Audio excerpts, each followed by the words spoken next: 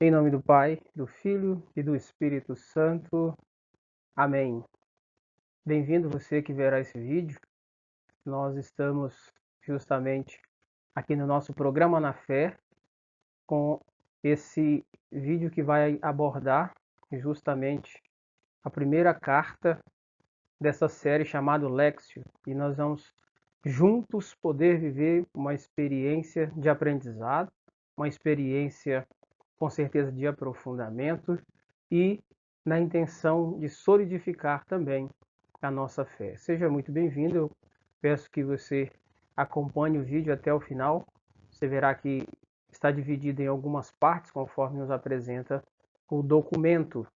Então, dizendo, esse é o primeiro vídeo que vai tratar da carta sobre os dons carismáticos, esse rejuvenescer da igreja, da nossa série chamada Lexio, da qual nós iremos apresentar alguns documentos da igreja, como já foi dito na live de apresentação. Então, o nome do documento é justamente Iuvenice Ecclesiae, sobre a relação entre dons hierárquicos e carismáticos para a vida e missão da igreja. Então, é justamente nessa linha que nós iremos abordar esse documento nesse vídeo. De início, quero apresentar a você como está estruturado a carta, justamente essa que tenho em minhas mãos, um documento bastante fácil de se ler também. Então, o título, como já foi dito, Carta Iuvenice Ecclesiae, sobre a relação entre os dons hierárquicos e carismáticos para a vida e missão da Igreja. O autor é a Congregação para a Doutrina da Fé. Ela é do ano de 2016, a sua primeira edição é o número 42, enquanto documentos você vai encontrar. Editora, como sempre, tem produzido bons documentos, a editora Paulinas, e o assunto específico dessa carta são justamente os dons. Então, é você que está aí no grupo de oração, você que é da renovação carismática, você que é de uma outra pastoral ou movimento, alguém de repente de novas comunidades. Aqui está uma base muito sólida para trabalharmos essa questão dos dons. Aqui dando uma base muito concreta, porque é a voz da igreja dizendo sobre esse aspecto tão bonito, às vezes muito mal interpretado também. Então, esse desejo de partilhar com você é estendido até o seu coração para que você, desses movimentos e pastorais específicos, possa aprofundar, possa trabalhar bem, possa servir bem ao reino de Deus com a segurança de saber o que você faz no uso dos seus dons, certo? Então, eu estendo de novo o convite a você a ficar até o final desse vídeo para aprendermos e solidificarmos a nossa fé. Então, o livro, a carta está dividida, em pequenas partes. É um livro pequeno, tem apenas 55 páginas. Nós temos aí uma introdução, depois 5 capítulos e uma conclusão. Então é assim que está subdividido essa carta que nós iremos partilhar. Já na introdução é apresentado sobre os dons do Espírito Santo na igreja em missão. Já essa abordagem, esse convite a ficar atento a essa situação. Então, como geralmente as cartas, que são oficiais, elas trazem ali o título, como também já o início, diz ali o rejuvenescer da igreja. É justamente isso que significa o Iuvenice Ecclesiae. É justamente o rejuvenescer da igreja. E aí, o documento apresenta esse rejuvenescer interligado à manifestação dos dons. Veja que belo. Os dons estão na base desse rejuvenescer da igreja, nessa visão da carta Iuvenice Ecclesiae. A ação multiforme do Espírito Santo na igreja. Nós vamos perceber que o Espírito age de diversas formas. É isso que essa introdução já chama. Uma ação multiforme do Espírito na igreja. Então essas duas palavrinhas aqui, elas vão acompanhar o texto até o final. Vão acompanhar essa partilha, logicamente, até o final também. Tanto a presença do Espírito, quanto a importância disso tudo ser vivido dentro da igreja. A intervenção do magistério e a investigação teológica, aqui nós vamos encontrar já uma pista para nós percebermos a importância do uso dos dons com clareza, com segurança, com obediência, sempre de uma forma muito eclesial, de uma forma muito de igreja. E aí chamando a atenção também para a investigação teológica, logicamente para dar uma base acadêmica, para dar uma base também de pesquisa de um assunto sério para a vida da igreja. Apresenta já um primeiro chamado a esses aspectos, então na introdução nós vemos já esse convite a ficar atento à presença do magistério e essa intervenção também da questão teológica, que no caso é justamente a ciência que está atenta a aprofundar, a pesquisar, a estudar sobre a manifestação divina. Cita já São João Crisóstomo como um exemplo do próprio magistério da igreja, e isso vai ser presente na vida, né, do documento, na escrita do documento, melhor dizendo. Nós vamos ver santos, doutores, aqueles que dão base muito à vida teológica da igreja, sendo citados nesse processo da escrita. A necessidade do aumento dessa consciência teológica. Então, na introdução, o documento já chama essa atenção. É preciso usar os dons, é preciso compreender os dons e é preciso saber como usá-los. Usá-los de forma concreta e de uma forma muito consciente. Talvez esta seja a palavra mais correta. De usar os dons de forma consciente, né? Não só pensando assim, tudo é de Deus, é Ele que dá, é Ele que doa, mas os instrumentos são os homens. Então, os homens é que têm que saber como lidar conscientemente com o uso desses dons. Atenção particular aos dons carismáticos, né? Então, nós vamos perceber que a carta chama a atenção para esses dons carismáticos. Até porque tem uma outra classificação de dons, que são os dons hierárquicos, que nós iremos falar daqui a pouco, mas há uma atenção particular aos dons carismáticos nesse documento. E aí nós vamos compreender o que são estes. O Papa Francisco destaca já também aqui que é preciso reconhecer os numerosos dons, mas é preciso valorizar também os numerosos dons. Então, a primeira coisa, reconhecer. E aí nós vamos ver que tem um acolhimento, vamos ver que tem essa purificação, né? E depois valorizar. É preciso compreender que os dons na vida da igreja precisam ser valorizados. É o Papa que dá essa dica já também na introdução dessa carta. As multiformes agregações eclesiais, é importante ficar atento a esse termo agregação. Então, o documento apresenta que as agregações são esses grupos, né, que também podem ser movimentos, novas comunidades, pastorais, outras formas de manifestação da vida eclesial que tem surgido na igreja. E ele dá o nome de agregações eclesiais. Veja, são grupos de pessoas, mas que estão ligados à igreja. Então, há um destaque para essa palavra, agregação. O marco é sempre o Concílio Vaticano II. Historicamente, o documento coloca o Vaticano II como um marco histórico divisor, tanto para esse valorizar, como para esse reconhecer e esse acolher os dons. Então, o Vaticano II é fator primordial também aqui.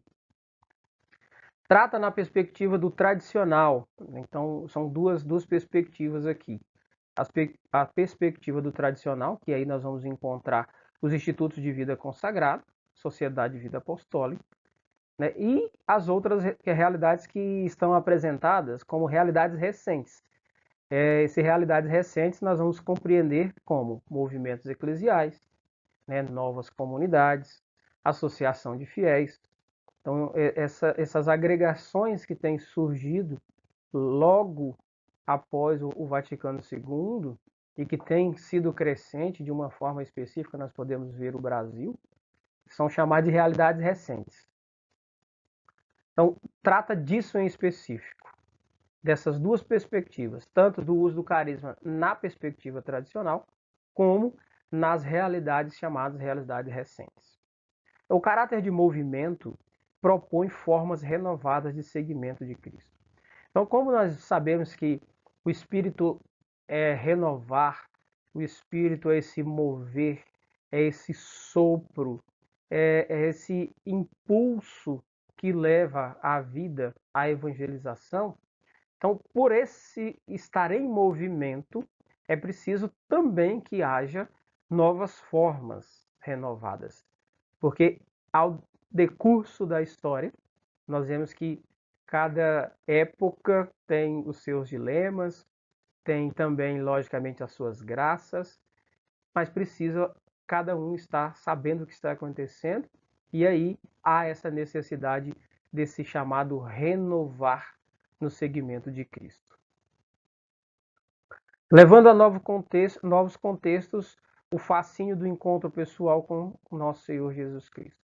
Veja, uma das grandes chamadas que o documento apresenta é que dentro dos contextos onde estão os católicos, aqueles tomados pelos dons, que cresça sempre nestes e naqueles a qual irão evangelizar, o fascínio por encontrar a pessoa de nosso Senhor Jesus Cristo. Então, os dons precisam nos impulsionar a isso, é um chamado.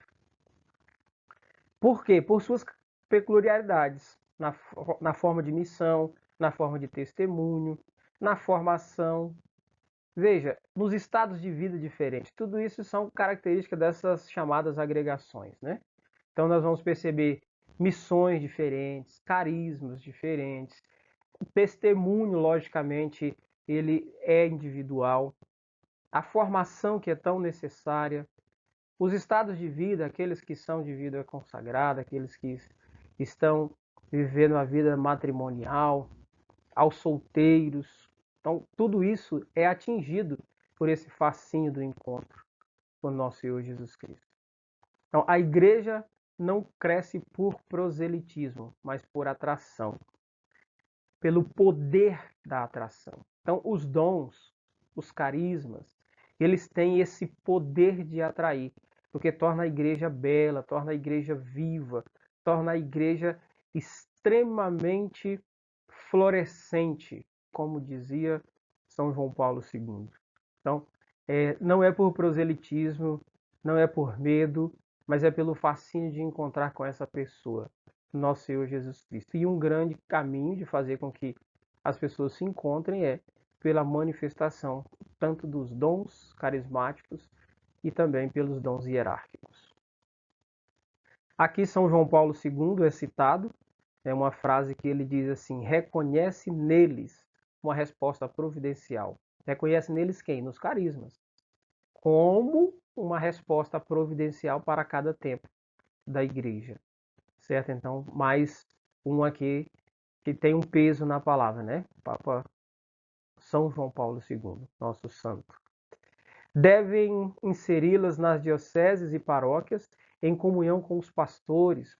Então, essas respostas, essa providencialidade aí dos carismas devem estar inseridos. E aí aqui aparecem duas palavras que são muito necessárias também a compreensão delas para o documento: as dioceses e as paróquias. Veja que ela não está estritamente ligada à Igreja Universal somente, mas aqui há uma preocupação por trazer a diocese. E de forma bem mais específica, vocês vão perceber isso, as paróquias, porque é onde acontece a manifestação direta desses carismas. Logicamente, chama-se a atenção também para essa comunhão com os pastores, com o ministério ordenado, de forma específica o bispo. Então, chama as novas realidades de agregações de dons. Então, essas novas realidades, como já foi dito anteriormente, É chamado de agregação de dons por essa multiforme ação do Espírito Santo, né? Nós vamos perceber carismas diferentes, aqueles que estão dados à formação, outros que são ligados a obras de caridade, alguns que são dados à evangelização como o anúncio da palavra, outros o cuidado com os menores, outros são chamados à vivência, ao carisma de cuidar daqueles que ninguém quer, os pequeninos, aqueles que estão largados pela sociedade, mas que Deus suscita no coração de alguns, justamente esses dons e esses carismas. Então, isso é bonito. O objetivo do presente documento, só mostrando mais uma vez, para que todo mundo depois possa também adquiri-lo. O objetivo é justamente referir-se à luz da relação entre dons hierárquicos e carismáticos, aos elementos teológicos e eclesiológicos, sua compreensão. Então, aqui nós já temos alguns elementos bastante interessantes que nós podemos aqui primeiro dizer. O que seria justamente esses dons hierárquicos? Para aqueles que estão ligados à hierarquia da igreja. Daqui a pouquinho vai ser aprofundado essa ideia. E o que são os dons carismáticos? Os dons carismáticos são aqueles dados tanto aos ministros ordenados, mas de forma específica o documento trata aqueles que não estão ali ao ministério ordenado, mas que estão ligados à igreja. Né? Logicamente, vejo que pode ser aos dois estados, tanto para o ministro ordenado quanto para o leigo. Aquela força, aquela manifestação de Deus para anunciar o reino de Deus no mundo. E os elementos teológicos, como já foi dito, é aquela preocupação que se tem de normatizar, de organizar sistematicamente isso. E eclesiológico, logicamente, pelo fato de estar ligado à igreja. Então, os carismas, eles não nascem desordenados, não nascem soltos aí ao léu, ao mundo, né? Então, cuja compreensão possa favorecer uma fecunda e ordenada participação das novas agregações na comunhão e missão da igreja. Justamente para que seja fecundo, para que seja organizado, eu acho que ordenado é uma palavra bastante interessante. Para alcançar, logicamente, tudo isso, há dentro do documento um itinerário, que nos apresenta justamente aí na página 9. Com este objetivo, serão primeiramente apresentados alguns elementos chaves, né? É assim que está o itinerário desse documento. Apresenta alguns elementos chaves da doutrina sobre os carismas, partindo do Novo Testamento, partindo da reflexão do magistério sobre essas novas realidades. Depois, partindo de alguns princípios de ordem teológico-sistemática, então aqui nós vamos ver essa parte acadêmica, serão oferecidos elementos identitários dos dons hierárquicos e carismáticos, juntamente com alguns critérios para o discernimento das novas agregações. Então, é assim o itinerário que é apresentado a ideia de discussão entre dons hierárquicos e dons carismáticos. Pois bem, no primeiro capítulo, nós vamos contemplar aí os carismas segundo o Novo Testamento, conforme foi dito. Graça e carisma é a primeira das situações que trazem essas apresentações justamente sobre o que é uma graça e o que é o carisma. E aí apresenta essas citações, depois quem quiser pode conferir. As passagens bíblicas são fundamentais sobre esse assunto, então algumas estão elencadas no decorrer desses slides que você vai poder contemplar depois, certo? Mas aqui é importante a gente já ir compreendendo que a graça e o carisma são coisas diferentes, mesmo estando muito interligadas, tá? Comparação com o corpo humano, ou seja, aquela ideia dos membros, cada um tem a sua função, no entanto, todos nós compomos o mesmo corpo. A diversidade entre os membros do corpo não é uma anomalia que se deve ser evitada. Então aqui já é um primeiro chamamento para compreender que essa diversidade de dons, ela é importante. Então, um carisma não é maior ou melhor do que um outro. O Espírito suscitará segundo a necessidade do tempo histórico do que a humanidade e a igreja estiver passando. Então, é preciso compreender que essa diversidade, como está dito aqui, não é uma doença, não é algo estranho, não é um corpo estranho no corpo da igreja. Não, é uma beleza, é a manifestação do Espírito e essa diversidade nem deve ser evitada, chama o documento. Algo divino versus algo humano. Então, nós vamos compreender aqui que no humano existem as capacidades. Não é disso que se trata o documento.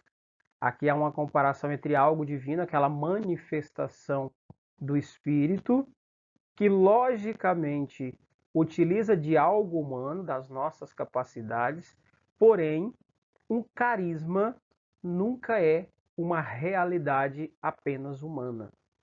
Não é algo que nasce na cabeça de alguém, é a manifestação do Espírito. De onde provém os carismas?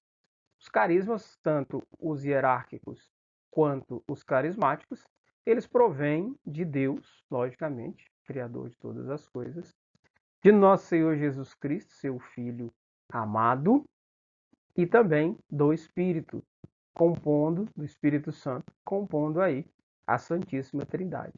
Então veja que os dons e carismas não vêm de um lugar qualquer, eles partem especificamente de Deus. A gente sabe disso, né?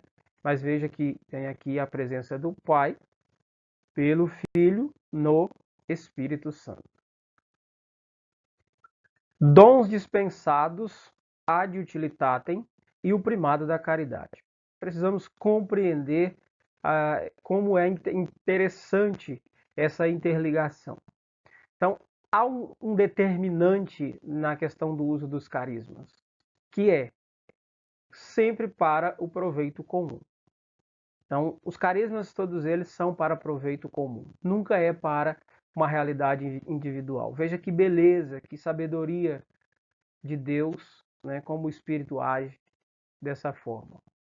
Tem gente que é carregado de carisma, mas veja, os carismas não é para aquela pessoa, é para os outros, é para o proveito comum. Tem a citação aí de São Basílio Magno, como disse, alguns santos doutores e mestres de espiritualidade e de fé vão aparecendo aí, como vocês já viram alguns, aparece mais outro agora.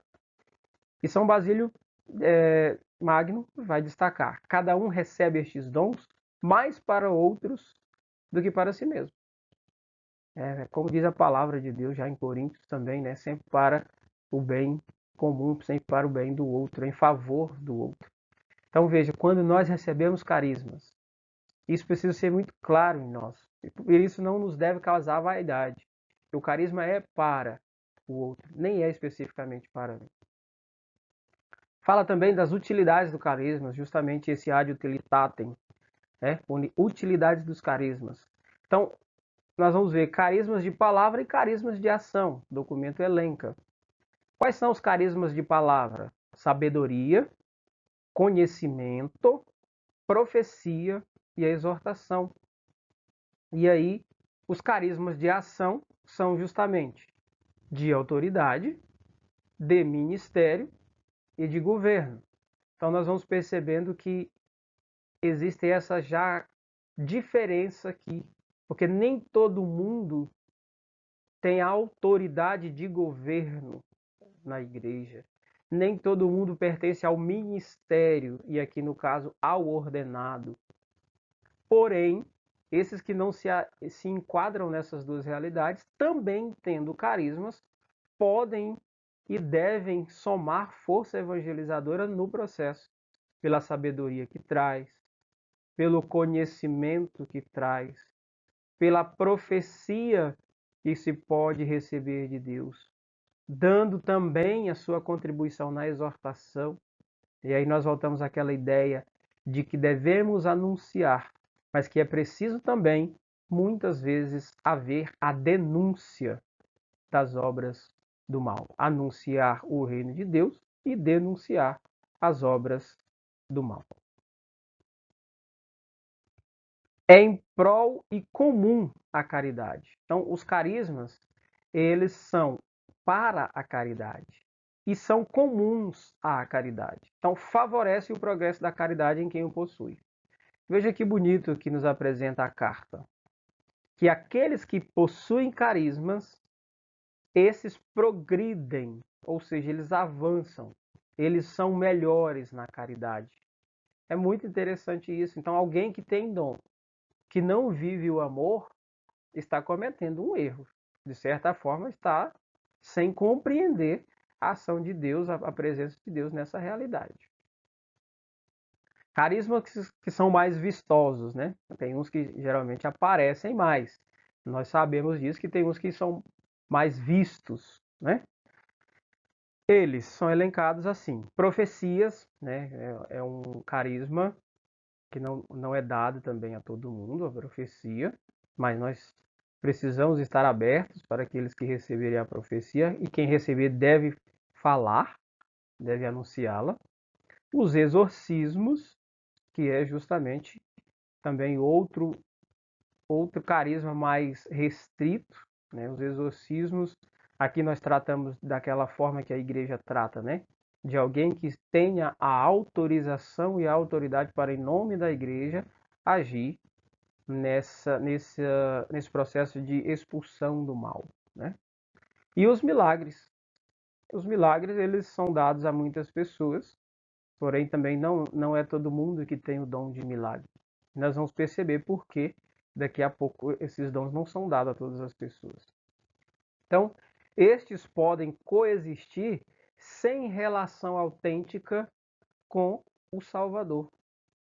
Veja, podem coexistir sem relação autêntica com o Salvador. De repente, tanto a profecia, o exorcismo e o milagre vai depender mais da necessidade do momento, daquela pessoa, do que especificamente somente ao estado de graça. Na teologia, disse que Deus age em causas segundas. Então, sabendo disso, Deus pode, de repente, usar até mesmo, né, da queixada de um jumento para ajudar a salvar o seu povo. Então, daí a gente compreende que é justamente por isso. Logicamente, essa não é a via natural da coisa. A via natural é que as pessoas que se expõem ao estado de graça, que lutam para isso, é que vão obter esses carismas que são de um grau maior. O que diz São Pedro e São Paulo em relação a essas situações? Insistem na necessidade de orientar os carismas para a caridade. Então, tanto São Pedro como São Paulo dizem que é preciso que os carismas estejam a serviço da caridade. Eles devem ser orientados para isso. E também o fazer o bem está na raiz, logicamente, da caridade. A variedade dos carismas. Então, nós vemos aqui que existem algumas formas. E aí estão detalhadas chamada forma sumária e a outra chamada forma detalhada. Então nós vamos até tem algumas citações, como você pode perceber aí, algumas citações que dão ideia do que é essa forma sumária e essa forma justamente chamada detalhada. Então, a forma sumária, nós vamos perceber que o que São Pedro vai elencar está tudo contido como forma sumária, e as outras formas são chamadas de formas detalhadas. Na forma sumária, a passagem de 1 Pedro 4,10 vai apresentar o seguinte: como bons dispensadores das diversas graças de Deus, cada um de vós ponha à disposição dos outros o dom que recebeu. Então, essa é a forma primária. Sumária, desculpa, a forma sumária. Já na forma detalhada, nós vamos encontrar em 1 Coríntios 12, do 8 ao 10, justamente o detalhe. A um é dado pelo Espírito uma palavra de sabedoria, a outro uma palavra de ciência por esse mesmo Espírito, a outro a fé pelo mesmo Espírito, a outro a graça de curar as doenças do mesmo Espírito, a outro o dom de milagres, a outro a profecia, a outro o discernimento dos Espíritos, a outro a variedade de línguas, a outro, por fim, a interpretação das línguas.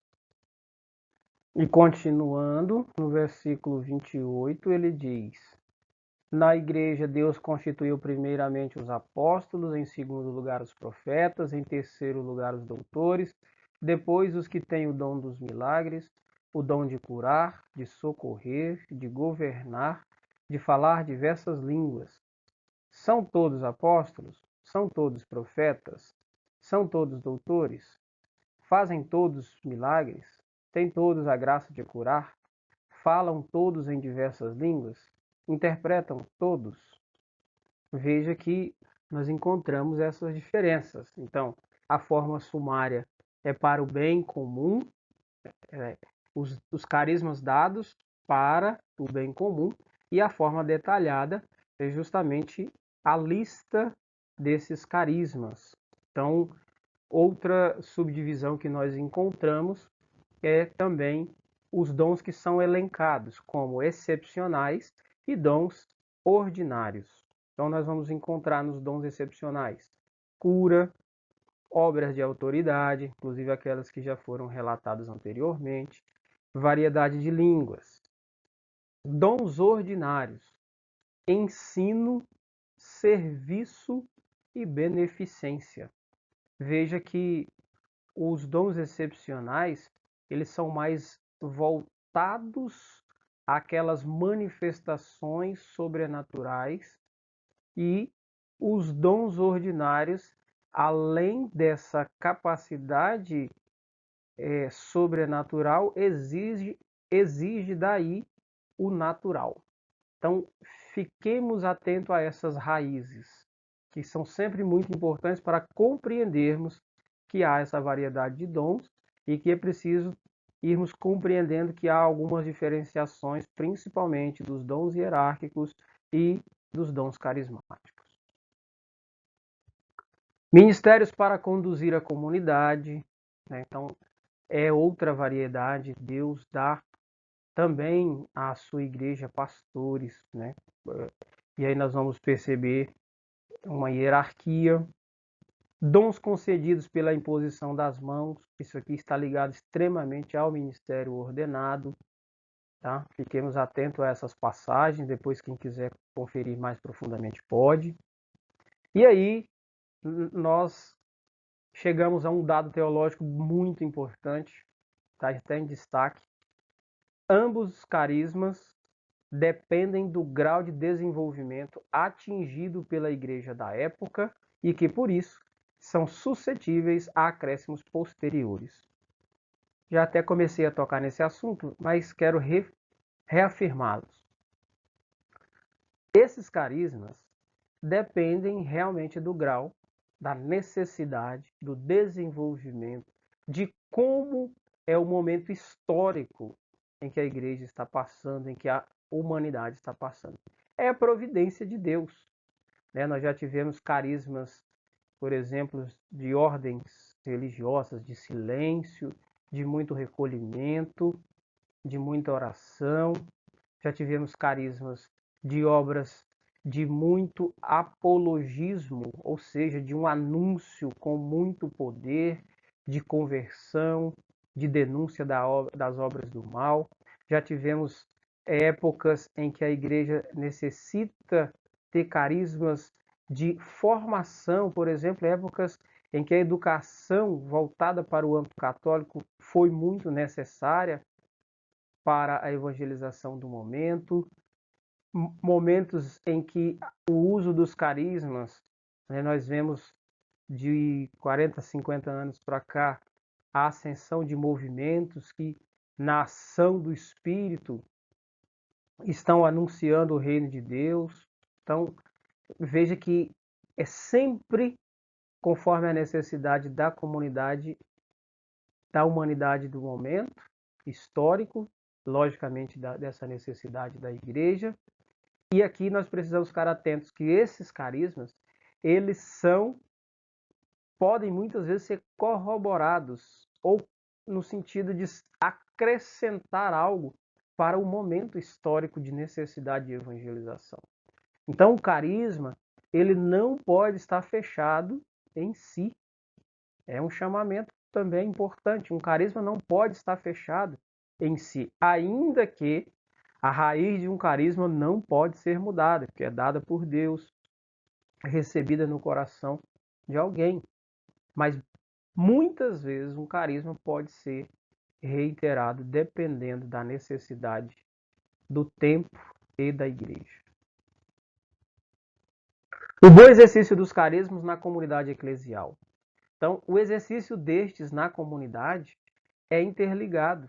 O carisma ele não nasce sozinho, ele não é para viver isolado, certo? Então, o uso dos carismas é para acontecer na comunidade eclesial. Por isso aquela ideia de diocese, de paróquia é muito forte no documento. E eles estão interligados com outros carismas. Então, alguém que é mais dado à área social precisa também estar próximo de alguém que é mais na área espiritual do anúncio, da denúncia. Assim, um como o outro, né? Precisam estar próximos para irem se complementando também, se interligando na realidade. Carisma e instituição é outra área forte que o documento apresenta. Longe de colocar, logicamente, os carismas de um lado e as realidades institucionais do outro. Porém, o carisma, o documento convida que um carisma esteja dentro de uma instituição. É importante estar interligado sem jamais tolher, ou seja, limitar, podar a ação do Espírito Santo. Porém, carisma e instituição precisam caminhar. É preciso ter critérios de uso, logicamente. Talvez essa seja a preocupação maior do documento, apontar critérios para o uso dos carismas. Eles não podem agir na desordem, não pode. É preciso que haja uma intervenção com a autoridade, e aqui é a autoridade eclesial, de forma específica o bispo, padre e diácono, ministério ordenado, mas de forma específica o bispo. É preciso estabelecimento de regras, um carisma não pode estar solto ao léu, pode se pensar nós somos suficientes, Deus nos inspirou e nós somos maiores que a regra da igreja. Não é esse o chamamento, é preciso estabelecer regras. E a superabundância pode causar mal-estar. Então, eu achei interessante porque o documento chama que quando há um excesso de carismas, pode causar um mal-estar.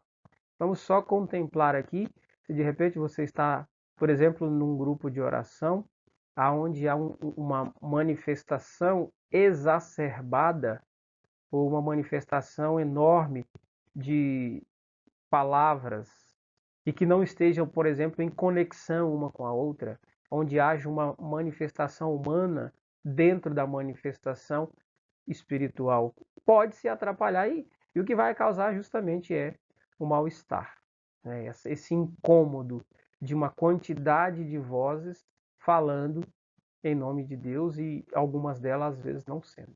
Então é preciso ter critérios. Dons hierárquicos e carismáticos, esses têm a mesma origem, logicamente, de Deus, como já foi dito, e o mesmo propósito. Se a origem é a mesma, Deus, o propósito é sempre o mesmo, edificar a igreja. Então, carismas e hierarquia precisam caminhar juntos. Hierarquia e carismas precisam caminhar juntos também. Dons e hierarquia, atenção para os verbos que aqui nós vamos encontrar. Os dons e a hierarquia da igreja. Veja, é preciso que o Espírito que suscita na igreja a hierarquia e os carismas possa ter essa paciência em acolhê-los, promovê-los e acompanhá-los. É o mesmo Espírito que dá à hierarquia da igreja a capacidade de discernir os carismas autênticos.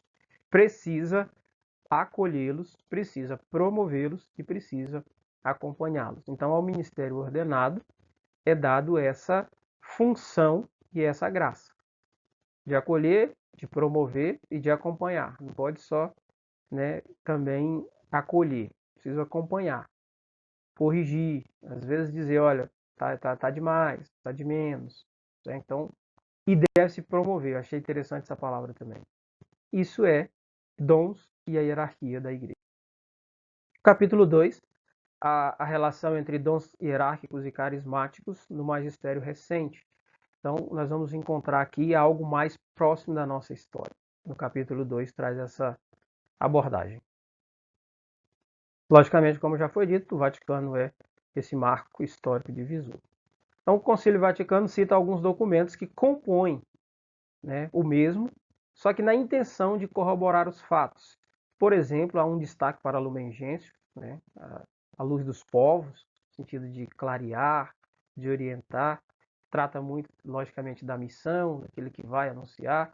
E aí, dentro do Concílio, do Compêndio do Vaticano II, é um dos documentos que é abordado em relação à intenção de corroborar os fatos em relação aos carismas, dos dons hierárquicos e também dos dons carismáticos.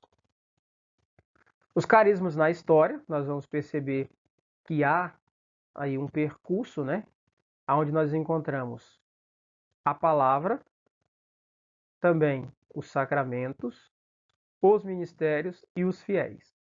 Então, esses estão interligados sempre aos carismas e dons.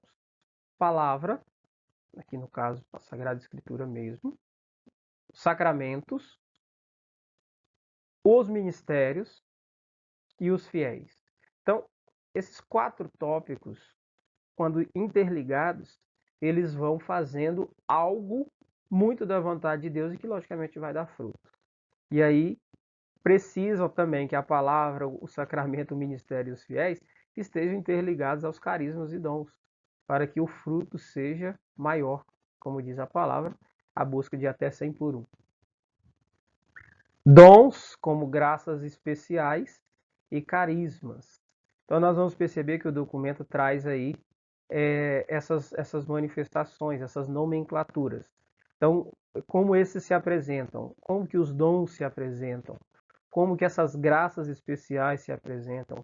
O que realmente são o carisma? Porque os dons nós vamos perceber, aqueles que realmente nós já conhecemos, recebidos ali corroborados especificamente no dia do sacramento da crisma. Graças especiais, algumas pessoas as terão, não todo mundo. Carismas nem são somente graças especiais e também não são dons. São ferramentas para que sejam utilizadas no dia a dia, de forma muito lúcida, inclusive. Logicamente, nós vamos perceber que o documento também diz que existem dons que são mais elevados e de dons que são mais simples, que são mais comuns. Mesmo esses mais comuns devem ser acolhidos. Logicamente, como já fui comparando anteriormente, existem dons que são mais elevados, né? Porém, aqueles que são mais simples também não devem ser deixados de lado. Precisam ser acolhidos. E os pastores é quem vão discernir especificamente quais dons estão ligados verdadeiramente à igreja, aqueles que são manifestação do Espírito. Por isso, ninguém que se sente chamado a exercer um carisma, um dom carismático, sei lá, de repente um carisma de fundação, pode ficar desligado da igreja. Precisa estar ligado aos pastores. O magistério pós-conciliar. Então, nós vamos ver novos movimentos versus a vida consagrada. Então, a vida consagrada é algo mais antigo na história da igreja. Os novos movimentos, eles têm esse marco, principalmente, né, do Concílio Vaticano II. Então, há essa preocupação também de tratar tanto os novos movimentos quanto da vida consagrada. Aí chegamos nas dimensões, na dimensão institucional e na dimensão carismática. E essas duas devem coexistir, são coessenciais na constituição da igreja. Então, o carisma não pode ser solto, mas também não se deve só ser institucionalizado. Porém, há um chamamento aqui, ó, que os carismas devem ser institucionalizados para coerência e continuidade. Então, um carisma precisa ser acolhido, acompanhado, purificado, para que seja realmente dessa forma aqui, que tenha coerência com aquilo que é a vida da igreja. Nosso Senhor Jesus Cristo deixou como depósito da fé aos apóstolos e que é apresentado até hoje, para que ele tenha continuidade. Um carisma forte está ligado à igreja, um carisma fraco está desligado da igreja. Então, esses estão relacionados desde sua origem, né? A instituição e os carismas e a instituição. Desde suas origens, eles já têm essa interligação. A importância da comunidade, logicamente, que é por que a comunidade aparece aqui? Porque aqui é onde eles vão desabrochar e vão florescer.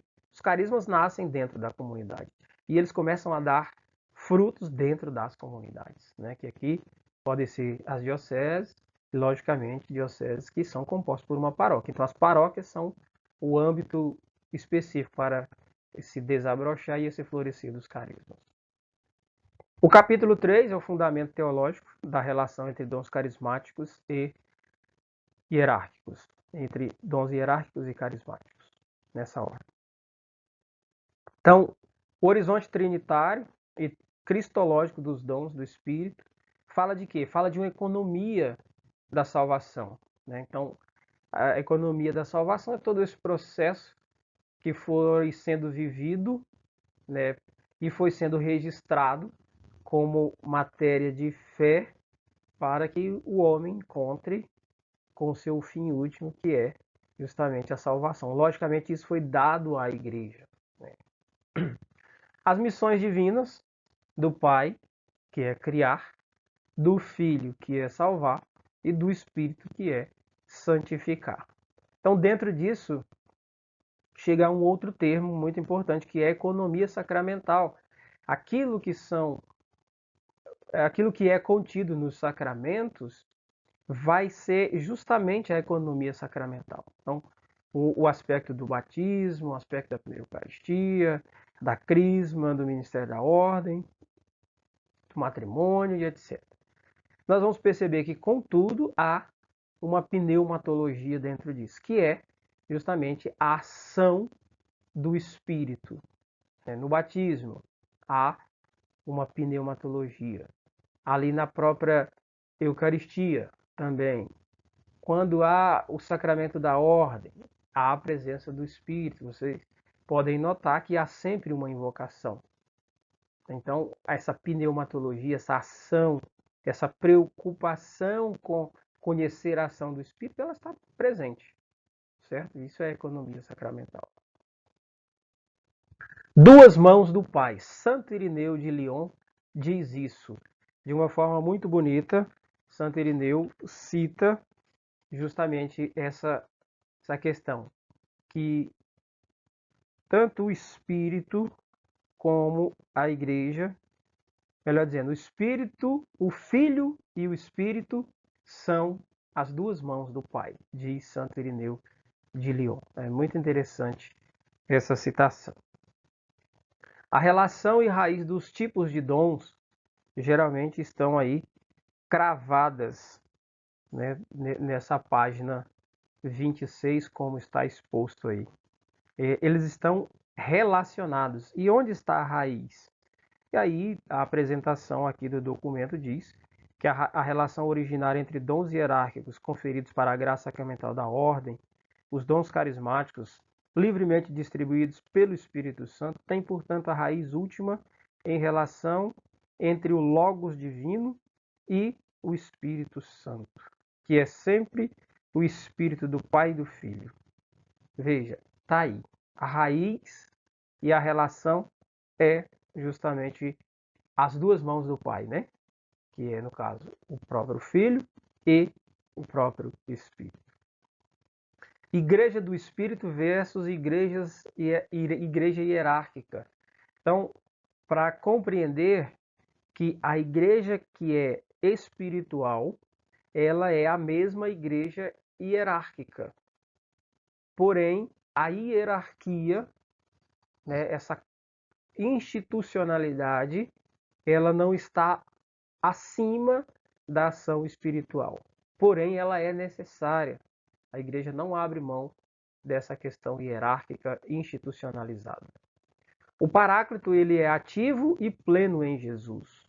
Então, nós vemos dentro desse aspecto cristológico a ação ativa do próprio Espírito, quando realizava milagres, quando falava, né, quando multiplicava o pão. Então veja que aí está a ação ativa do Paráclito. Ação do Espírito Santo nos dons hierárquicos e carismáticos. Como que acontece?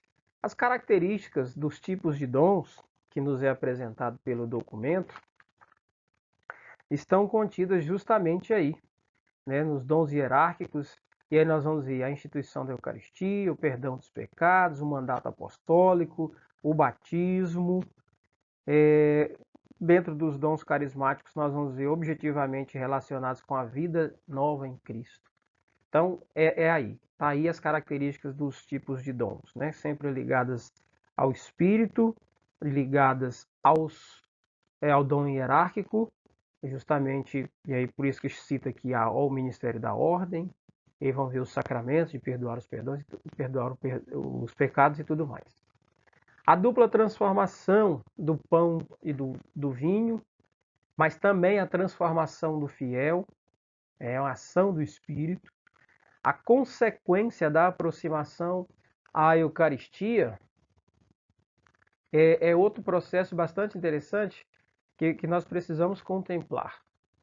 Veja, quando há essa dupla transformação, e aqui nós vamos voltar nisso, né?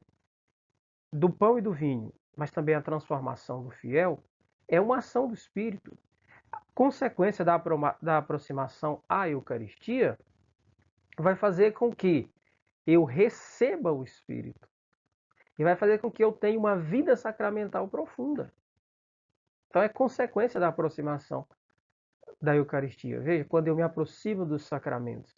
E por isso está ali contido os tipos de dons hierárquicos e carismáticos.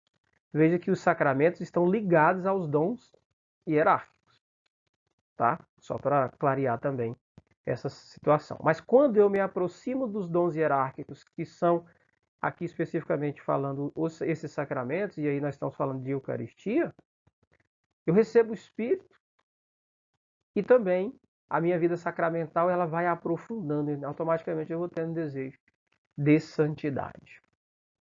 O quarto capítulo é a relação entre dons hierárquicos e carismáticos na vida e na missão da igreja. Então, nesse aqui é onde nós vamos encontrar a parte maior do documento, porque ele trata especificamente daquilo que o título apresenta. Né? Até agora nós estamos fazendo essa introdução, indo ali, ora aqui, para compreendermos e chegarmos aqui. O maior dos capítulos dentro do documento é esse, por ele apresentar especificamente essas diferenças. Então, na igreja como mistério de comunhão, a Trindade mostra-se como escopo.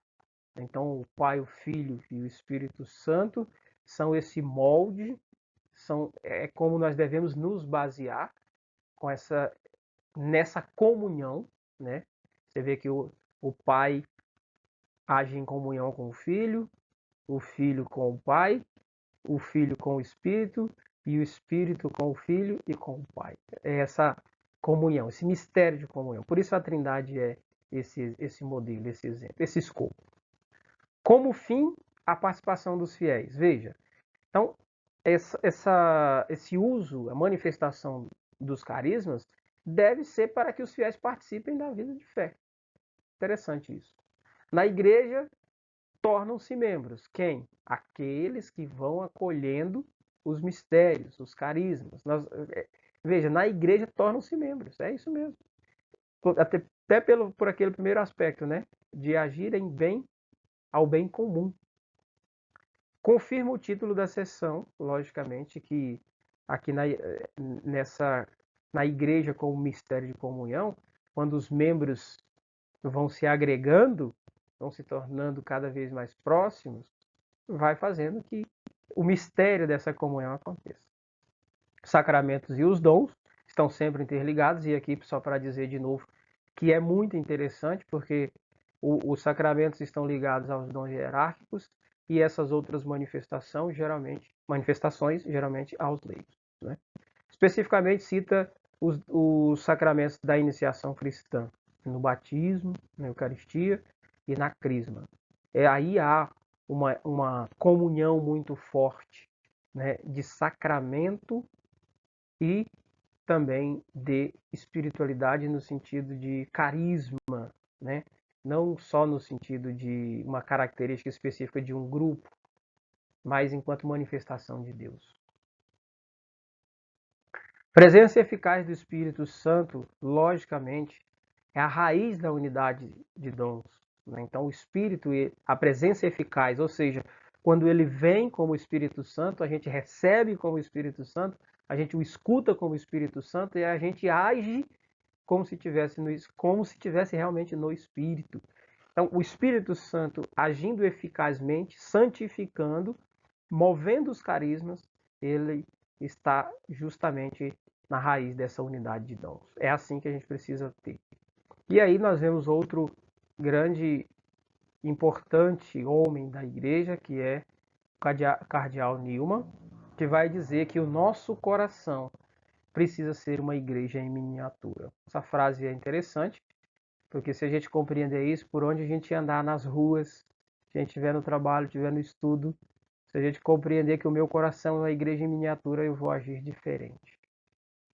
Um carisma ele pode acabar, mas não pode faltar. Veja, uma frase pesada, porque alguns carismas ao longo do tempo, eles podem sim sumir da igreja. É normal.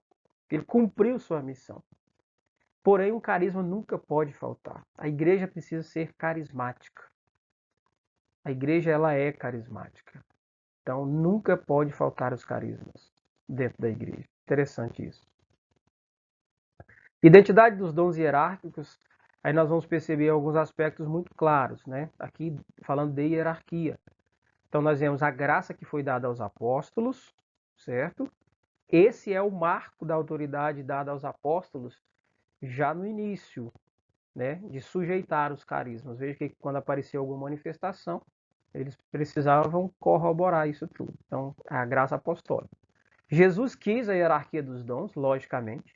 Para quê? Para assegurar a contemporaneidade da sua mediação salvífica. Então, cada tempo, cada necessidade, cada situação, os dons vão aparecendo e uns maiores que outros. Alguém precisa dizer, ah, isso vem de Deus, isso é um carisma verdadeiro, isso não é, para que cada tempo da igreja, da vida da humanidade, né, e os carismas pudessem estar presentes e não de forma desordenada.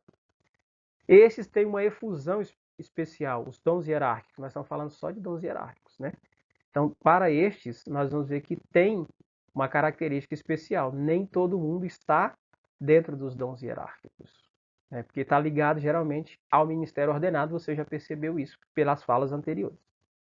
Então, qual é o itinerário que foi dado aí, então, para esse tipo de dons hierárquicos aqui? Nós vamos ver nosso Senhor Jesus Cristo, na sequência os apóstolos, e os apóstolos que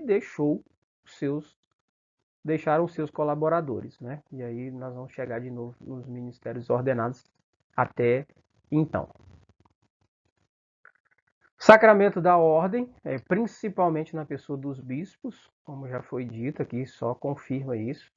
Então, esse mandato está aqui na pessoa do bispo, né, no sacramento da ordem. É o bispo que tem o poder de acolher, de buscar purificar, né?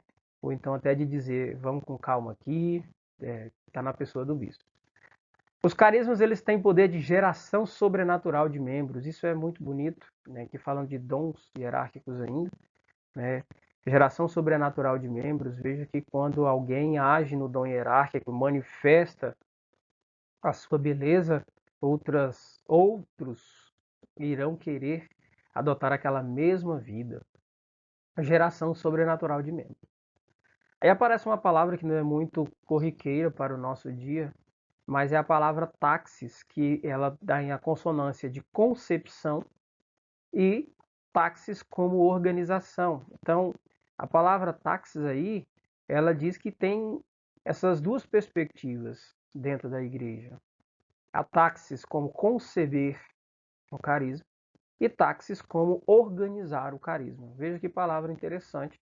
Talvez seja diferente para o dicionário de muitos, mas tem esse sentido de conceber um carisma e de organizar um carisma, e aí aqui, logicamente, dentro da igreja.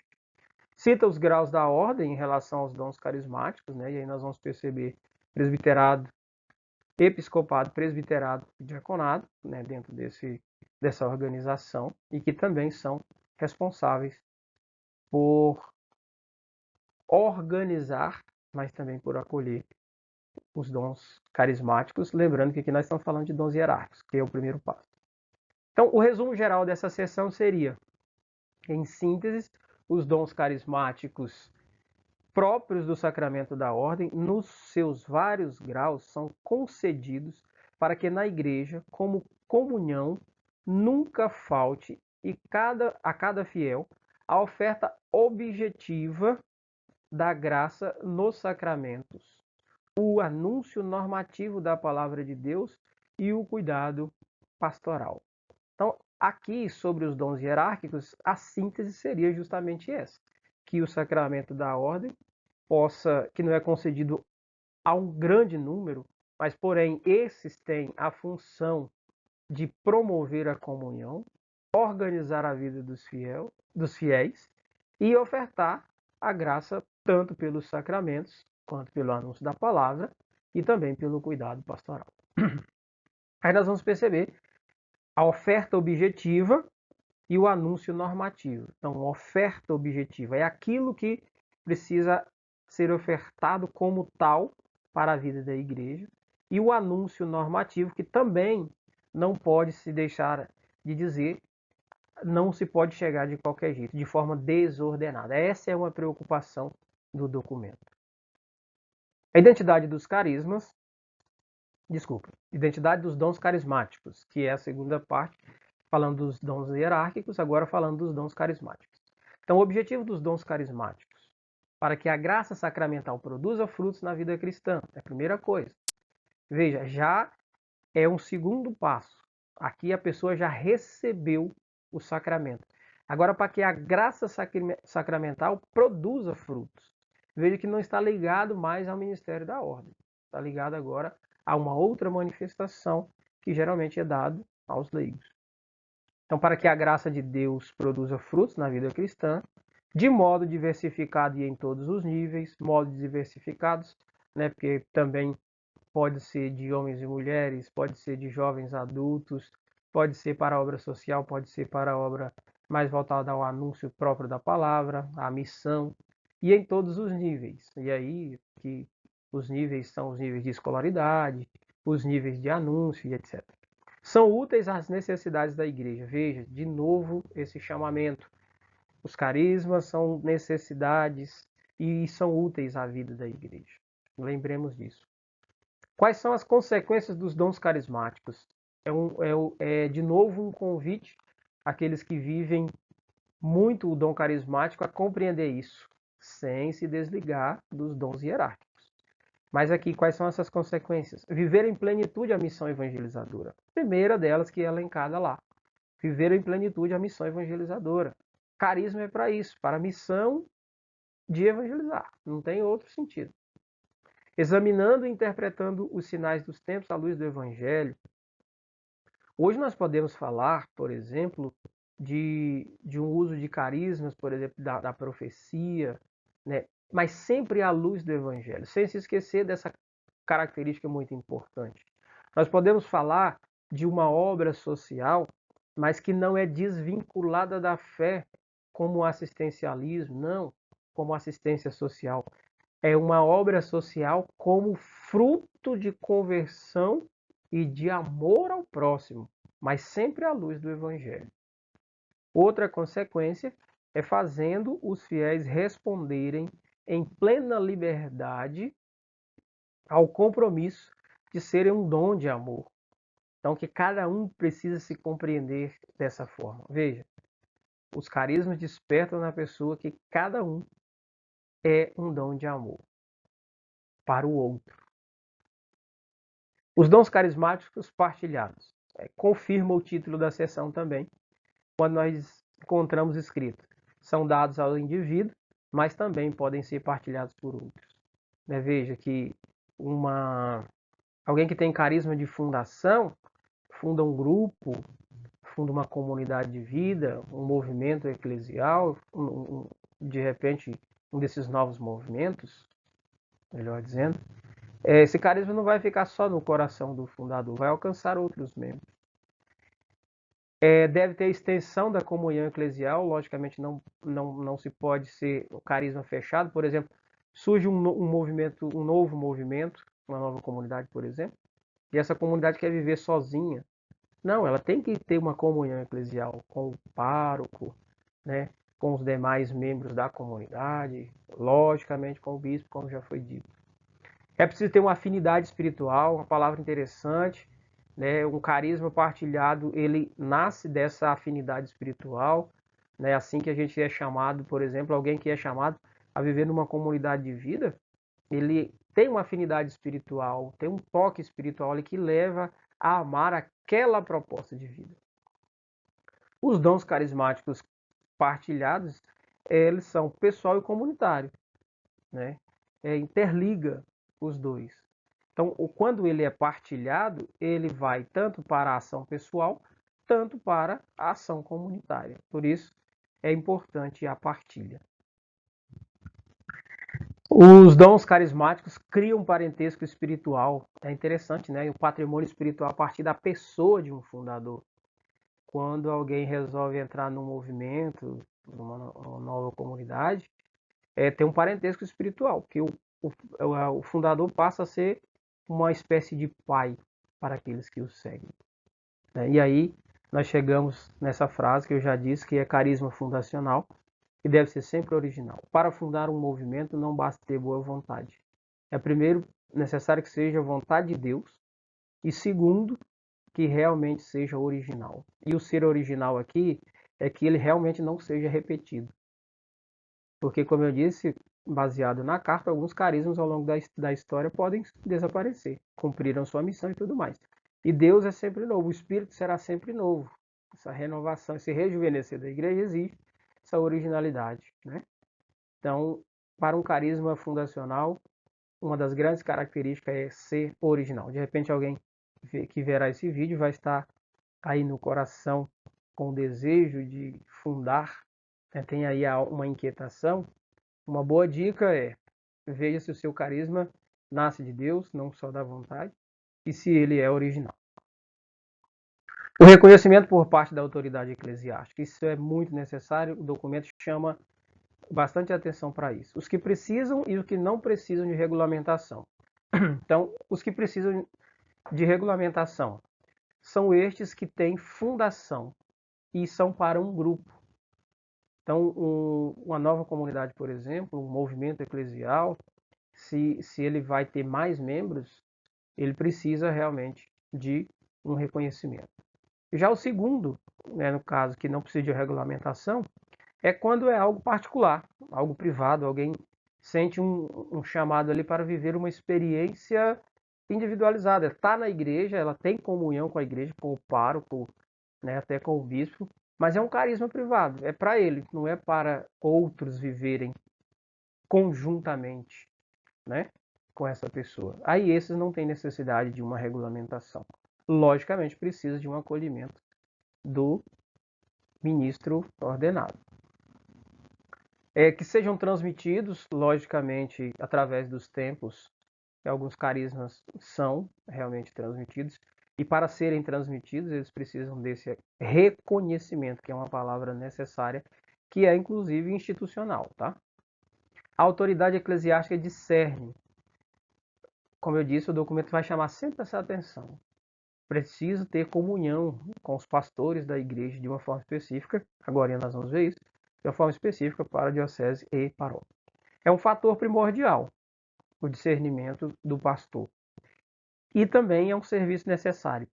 Um reconhecimento nunca é dado a um movimento, a um grupo que tem um carisma específico, se ele não for original, se ele não for acolhido ou discernido pelo pastor específico, e dessa forma não tem como ser reconhecido. Mas, sendo original e sendo acolhido, sendo realmente discernido pela autoridade eclesiástica, o caminho fica mais fácil para o reconhecimento. É direito dos fiéis ser advertido pelos pastores na autoridade, na autenticidade do carisma. Então não é só um dever do pastor, é um direito também do fiel. Efetivo suscitar. É preciso que tenha isso dentro da autoridade eclesiástica. Ela precisa promover, precisa suscitar alguns carismas dentro da sua própria realidade de paróquia, de diocese. A autoridade deve ser consciente disso, diz o documento. A edificação da igreja é regra de fé para estes. De novo, retomando esse assunto. O carisma, e aqui nós estamos falando dos carismas, dos dons carismáticos, não dos dons hierárquicos. Dos dons carismáticos são para a edificação da igreja. É uma regrinha que não pode faltar. Etapas para reconhecer. Esse é um requisito imprescindível. Um carisma ele não nasce hoje e é reconhecido hoje. Então, ele vai ser provado, ele vai ser analisado, ele vai ser orientado. Né? O tempo vai dizer muito sobre isso.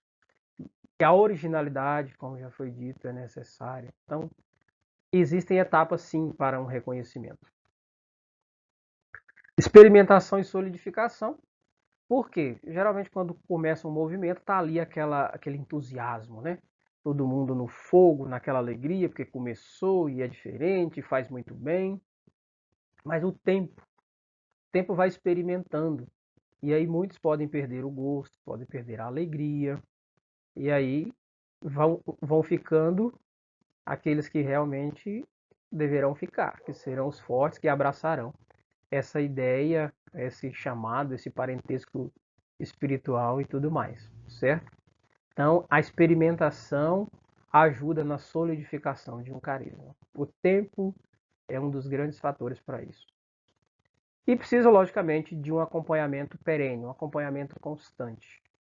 Jamais deve faltar um acompanhamento por parte dos pastores. Inclusive, é importante que aqueles que estão à frente desses grupos, principalmente, possam buscar esse acompanhamento. Se às vezes está faltando, é preciso às vezes buscar. Tá? E aí nós chegamos nos critérios para o discernimento. Então, o documento aponta, na página 39, uma lista de critérios para reconhecer um carisma, né? Um dom carismático. Aí eu vou só citar alguns. Então, o primado da vocação de cada cristão, a santidade, o grupo que se enveredar por isso precisa ter essa característica, né? Uma vocação cristã à santidade, precisa ter.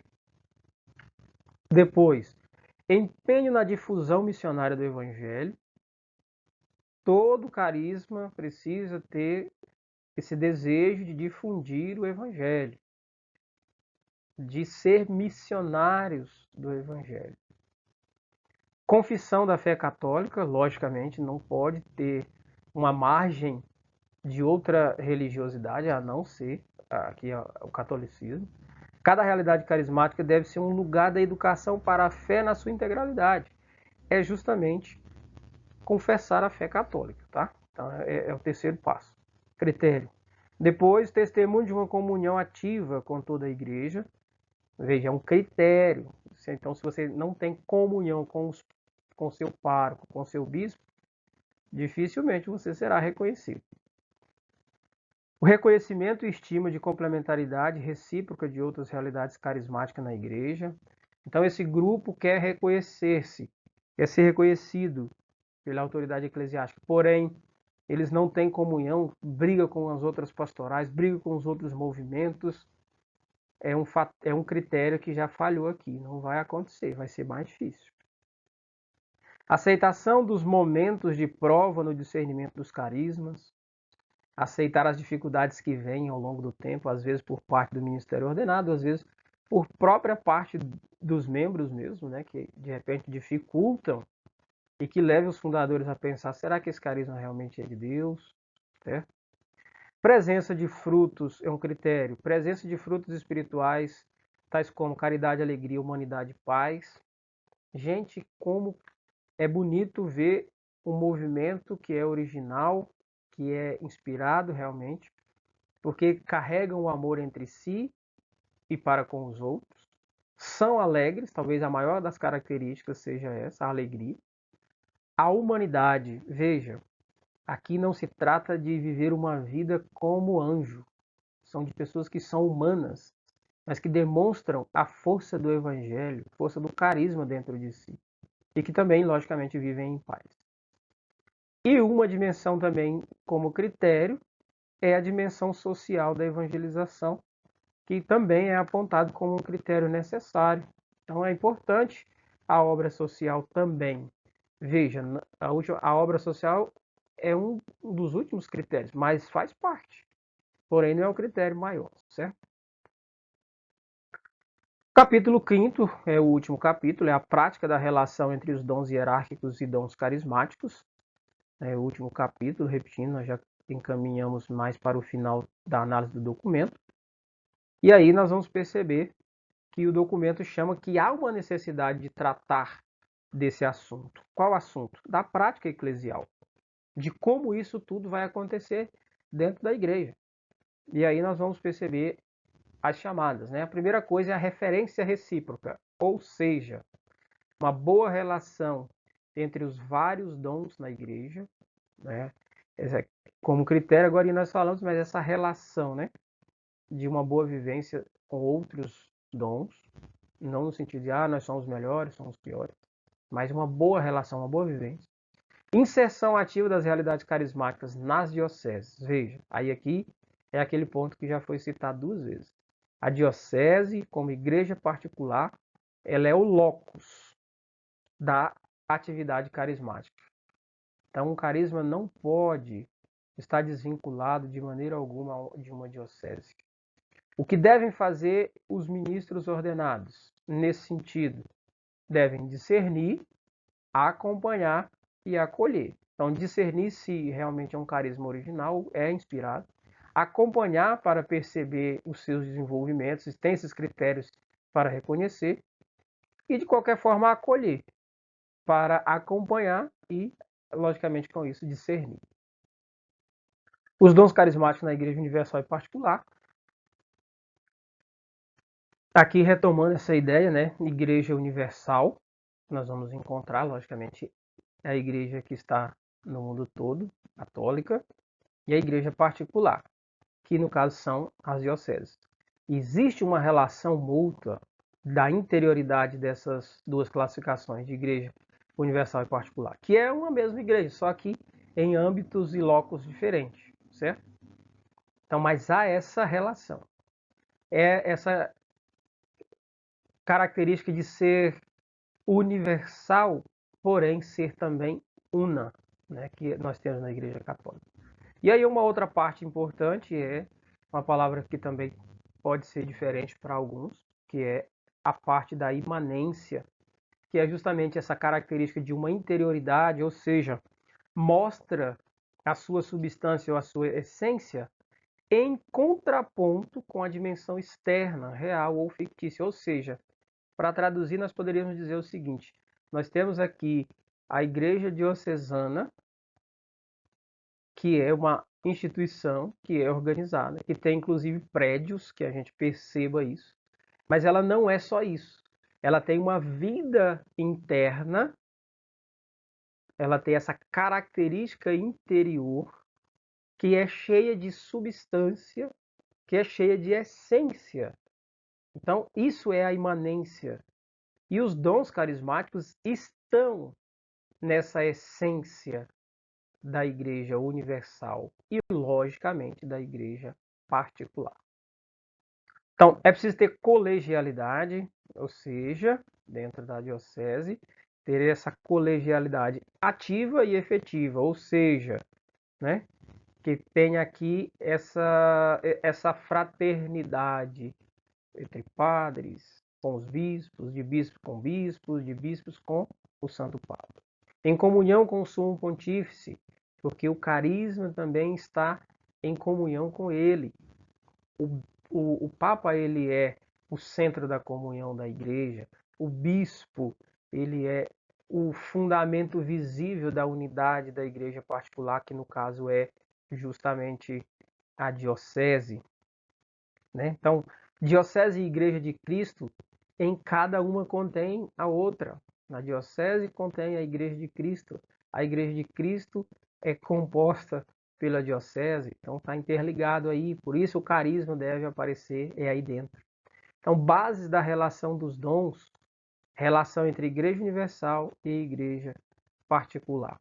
Então, nós vamos perceber que nós não estamos longe daquilo que é a igreja católica, que é universal, mas também que é una. Não pode fugir dessa regra. O cerne da discussão daí dessa sessão é, por um lado, os dons carismáticos são dados a toda a igreja, por outro, a dinâmica destes dons não se pode realizar sem ser a serviço de uma diocese. Então, os carismas são dados à igreja. Sim, a diocese faz parte da igreja. Porém, o lugar específico aonde vai realizar o serviço de um carisma é dentro de uma diocese. Mais especificamente dentro da paróquia, né? A gente não separa muito porque uma paróquia compõe a diocese. Quando um carisma ele vem além território, então o carisma que é além da diocese, ele não pode decidir crescer lá na outra diocese por si mesmo. Ah, nós somos autônomos, nós chegamos aqui e aqui nós vamos crescer. Não, para que seja supradiocesano, né, além diocese, é preciso que haja todo um trâmite de comunhão, de instituição, uma parte administrativa mesmo, para o bom ordenamento do desempenho desses carismas. E isso é muito bonito na igreja. Não é um limite. É pelo contrário, é uma segurança, é um ato de reconhecimento, de veracidade que a igreja de uma diocese está dando a outra diocese. Então, esses carismas devem também, numa outra diocese, enriquecê-la e servi-la por força das suas particularidades. Então, de repente, um carisma lá de Minas vem para Goiás. Então, esse carisma vem com todo o reconhecimento que já foi dito e ele vem agora para enriquecer essa igreja de Goiás, né? Então, é assim que acontece. É uma beleza dos carismas. Os dons carismáticos e os estados de vida. Então, aqui nós vamos chegar naquela discussão de sacerdócio do povo, que no caso é o sacerdócio comum, e depois o sacerdócio hierárquico, que é aquele que nós já conhecemos como dons hierárquicos, né? Então, cada um participa a seu modo do sacerdócio de Cristo, tanto o sacerdócio comum como o sacerdócio hierárquico estão ligados ao sacerdócio de Cristo.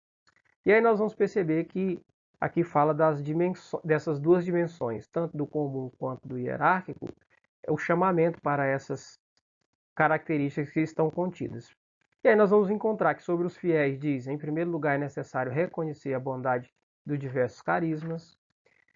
Em relação aos ministros ordenados, estes, os que são candidatos ao sacerdócio que provêm de uma determinada agregação eclesial, e aí vai ver sobre uma formação específica, sobre que se deve inserir na riqueza proveniente dos carismas de referência. Então, aqueles que vão entrar para a vida do sacerdócio também têm carismas de referência, né? Então, nós vamos perceber isso.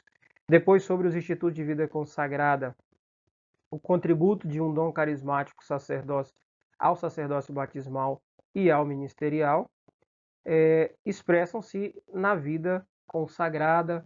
Então, também aqui a presença do dom carismático, né, nesses institutos de vida consagrada.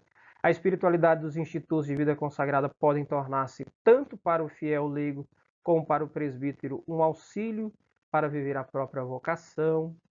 E, por fim, nós vamos ver sobre os conselhos evangélicos, que aí vai dizer o espírito dos conselhos evangélicos seja recomendado pelo magistério também a cada ministro ordenado. Isso é hoje um critério, né? Uma necessidade.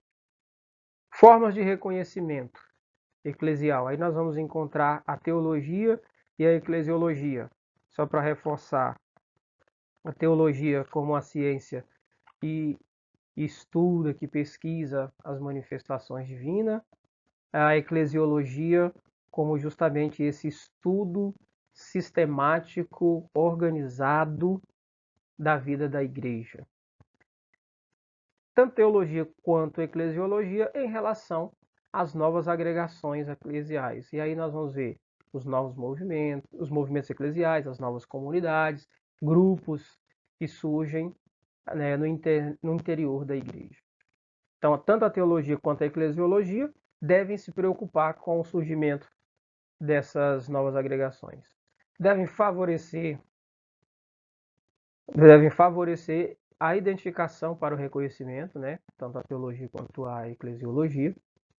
Diversas formas para reconhecimento. Aí nós vamos encontrar o documento citando o Código de Direito Canônico, que prevê algumas formas, certo? Para esse ato de reconhecimento, nós vamos ver aí a presença de 2 critérios, que é, veja, o respeito pela peculiaridade, pela questão de ser original, né? É peculiar, é próprio, é novo, não é repetido, e o respeito do regime eclesial fundamental. Esses 2 critérios estão no ponto que o Código de Direito Canônico também aponta como critério para reconhecer o movimento, o dom carismático. Por fim, nós vamos encaminhando para a conclusão. E aí, na conclusão, o que se cita basicamente é a efusão do Espírito como um princípio para o dom hierárquico, como para o dom carismático, a efusão do Espírito, esse Espírito que vem e que age e que está em nós. E depois, não poderia logicamente faltar, a conclusão vem da intercessão poderosa de Maria Santíssima, que é presente e que é também carismática e que está presente na vida da igreja. Ela é intercessora dos dons hierárquicos. Ela é intercessora também para os dons carismáticos. Logicamente, numa resenha é bom que se tenha aqui o destaque. Eu destaco como parte favorita aquilo que está no capítulo 4, a relação entre dons hierárquicos e carismáticos na vida e na missão da igreja. Aquela frase que eu fui já colocando para vocês. Um carisma pode acabar, mas não pode faltar. E outro está lá no capítulo 5, que é a prática da relação entre dons hierárquicos e dons carismáticos.